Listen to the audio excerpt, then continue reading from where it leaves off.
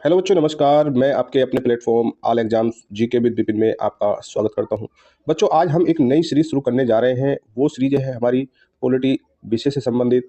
तो देखिए, ये जो हमारी जो सीरीज है बच्चों, ये सभी परीक्षाओं के लिए महत्वपूर्ण है। जैसे कि रेलवे हो या एसएससी हो, कोई टीचिंग परीक्षा हो, किसी स्टेट लेवल की, अगर कोई प्रदेश की कोई पुलिस हो जैसे यूपीपी, या अन्य जितनी भी महत्वपूर्ण परीक्षाएं हैं जैसे रेलवे की आगामी परीक्षा लगी हुई है, उनके लिए बहुत महत्वपूर्ण ये हमारी जो सीरीज है पॉलिटी की साबित होने वाली है। तो प्यारे बच्चों, आपको इस सीरीज को फॉलो करना है और अपनी परीक्षा की तैयारी को बहुत अच्छे तरीके से करना है। ठीक है, देखिए उसी क्रम में प्यारे बच्चों, आज जो हमारी क्लास नंबर 1 होने वाली है, आपने इस क्लास को शुरू से एंड तक देखना है। ठीक है, तो देखिए अपनी क्लास को स्टार्ट करते हैं बच्चों। अगर आपको इस प्लेटफॉर्म की मेहनत अच्छी लगती है तो कृपया क्लास को लाइक और शेयर करना है, और प्लेटफॉर्म पर नए आए हैं तो कृपया सब्सक्राइब कर लीजिएगा। ठीक है, तो चलिए अपनी क्लास स्टार्ट करते हैं।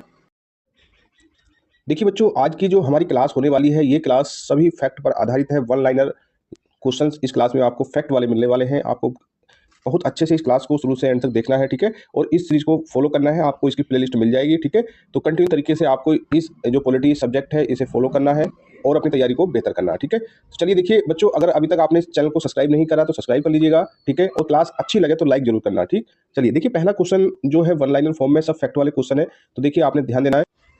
देखिए बच्चों, पहला जो क्वेश्चन कह रहा है कि जो संविधान जो सभा थी, ध्यान देना, संविधान सभा का जो गठन है किया गया था, किसकी सिफारिश पर किया गया प्यारे बच्चों? तो आपने ध्यान देना है, जो हमारे संविधान सभा का जो गठन है वो कैबिनेट मिशन 1946 की सिफारिश पर किया गया था। ठीक है, इसे आपने ध्यान देना। अभी हम जब क्लास के एंड तक सभी आपके डाउट कुछ और बनने होंगे कि कैबिनेट मिशन कब आया, तो हम आपको बता दें कि ये 24 मार्च 1946 को आया। कितने सदस्य थे, ठीक है, इसके क्या क्या उद्देश्य थे? तो प्यारे बच्चों, आपको इस क्लास में सभी क्वेश्चन, यानी कि जो संविधान की जो इस तरीके के क्वेश्चन जो आपको देखने के मिल रहे हैं, इससे संबंधित जितने भी एक्स्ट्रा फैक्ट है, आपको सभी आपके डाउट क्लियर होने वाले हैं। क्लास में एंड तक बने रहना है। जैसे कि संविधान सभा का मिशन क्या था, उसका उद्देश्य क्या था, क्यों ये कैबिनेट मिशन गठित किया गया, तो सब कुछ इसके आंसर आपको क्लास में मिलने वाले हैं। ठीक है, चलिए देखिए अगला क्वेश्चन क्या कह रहा है कि जो संविधान सभा जो शब्द है, देखिए पूछा गया है, परीक्षा में पूछा गया है ये क्वेश्चन कि संविधान जो सभा है, इस शब्द का प्रयोग सबसे पहले किसने किया था प्यारे बच्चों? तो आपने ध्यान देना, वो व्यक्ति थे हेनरी मैन द्वारा। ठीक है, हेनरी मैन के द्वारा संविधान जो सभा है,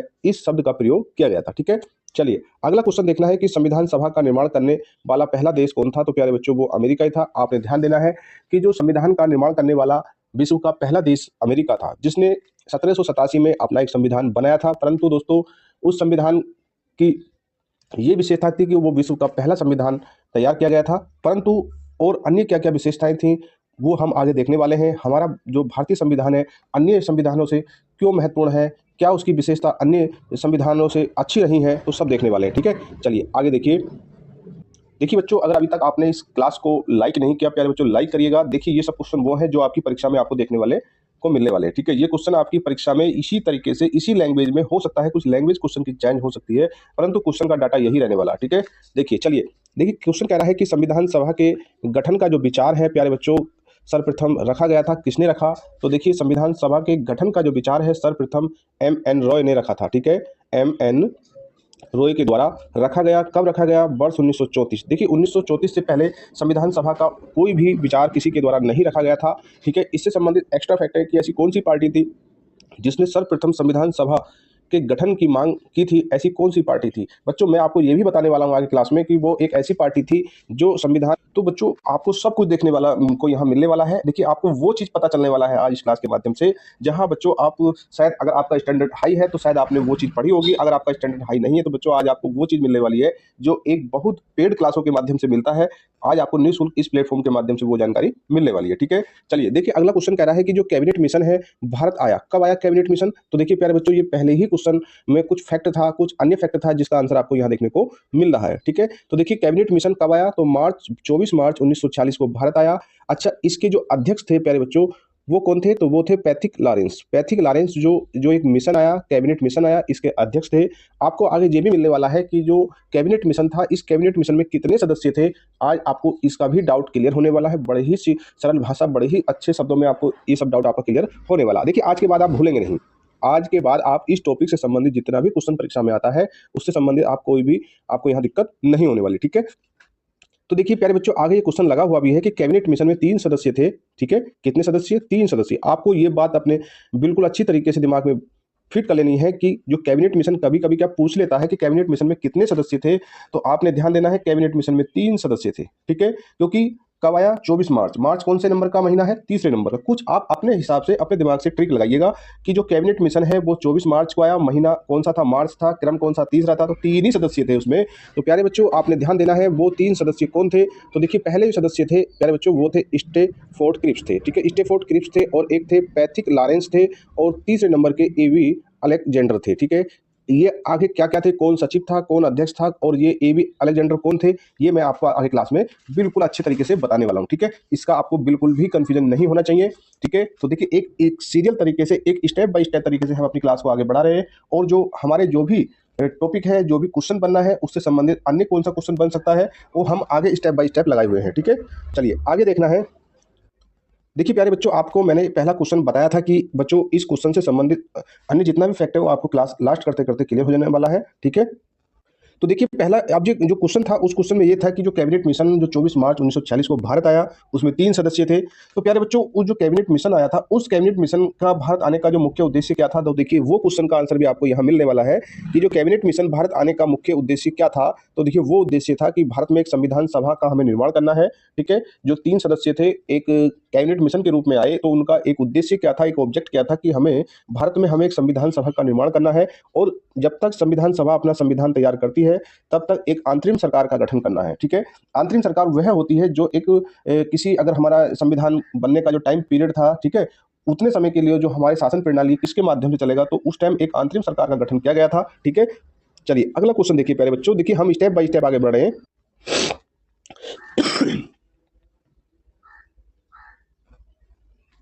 सॉरी, देखिए बच्चों अब अगला जो क्वेश्चन है, देखिए हर एक क्वेश्चन को हम स्टेप बाय स्टेप तरीके से चल रहे हैं जिससे कि आपके दिमाग में कोई भी डाउट ना रहे, ठीक है।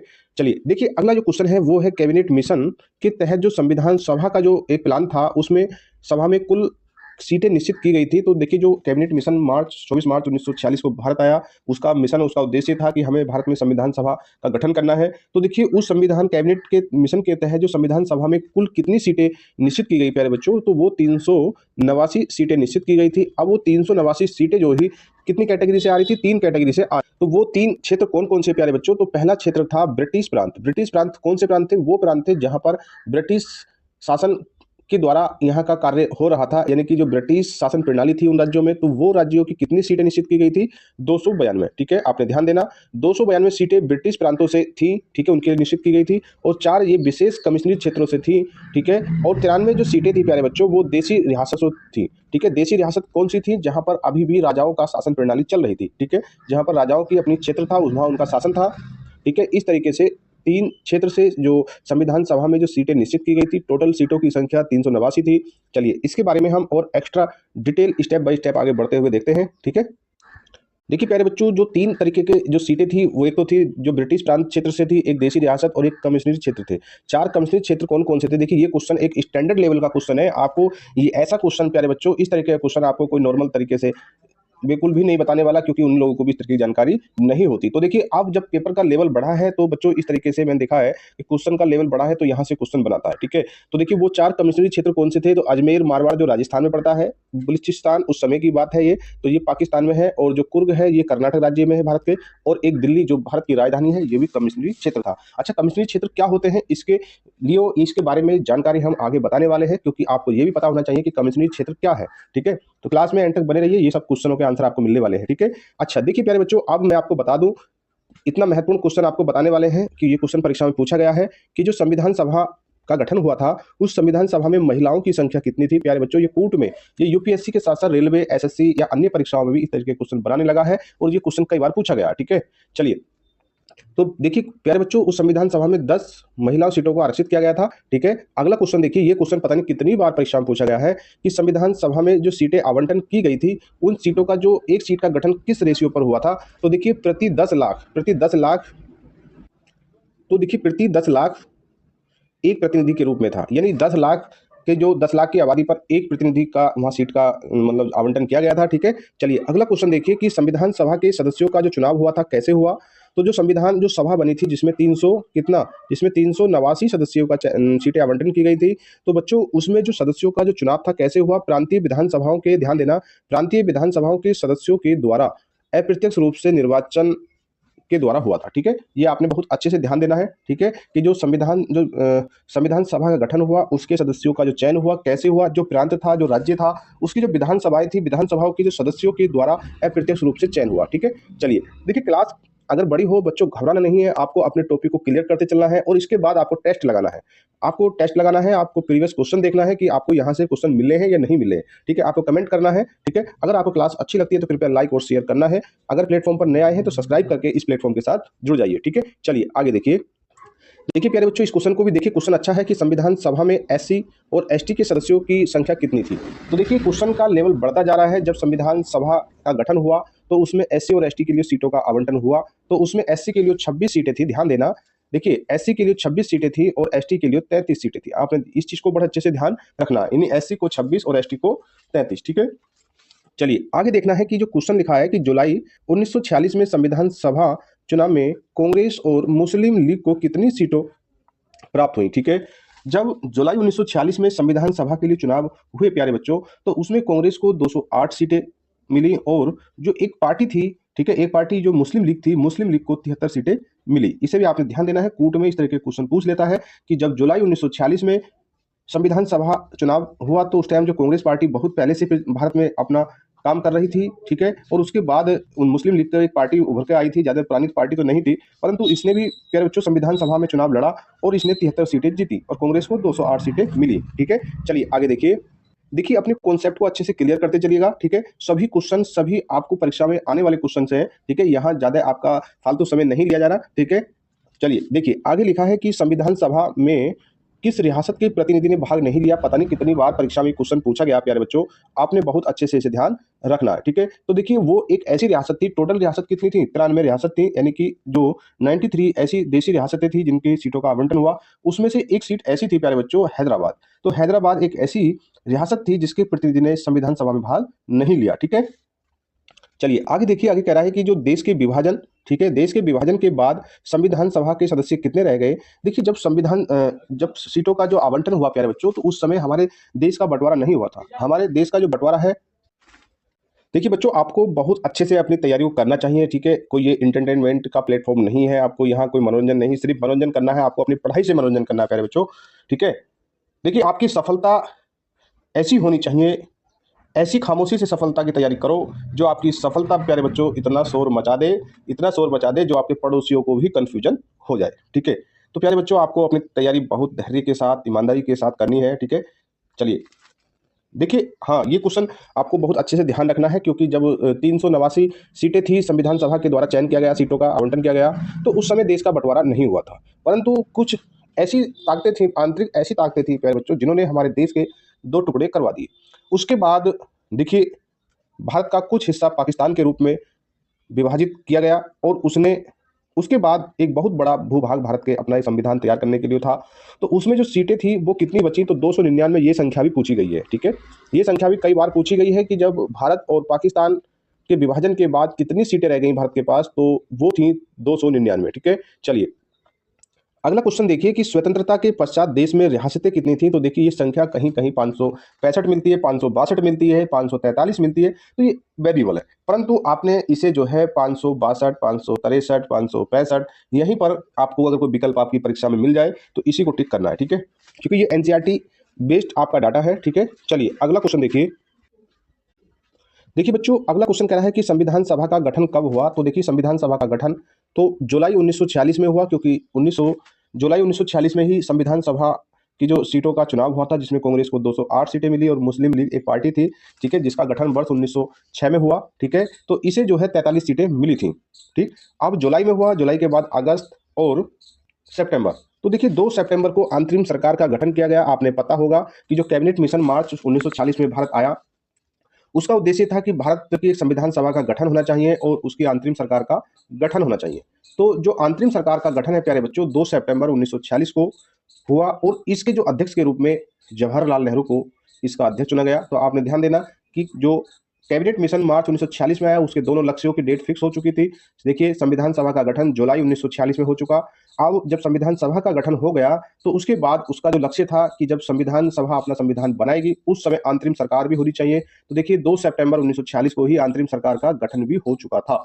ठीक है, तो 2 सितंबर 1946 को अंतरिम सरकार का गठन हुआ। उसके अध्यक्ष के रूप में पंडित जवाहरलाल नेहरू को चुना गया और उसके अंत के जो सरकार का अध्यक्ष भी बनाया गया। यहाँ से क्वेश्चन बनते हैं और बच्चे कंफ्यूजन में हो जाते हैं। ठीक है, चलिए देखिए दोनों काम हो चुके हैं, संविधान सभा का गठन भी हुआ और अंतरिम सरकार का गठन भी हो चुका।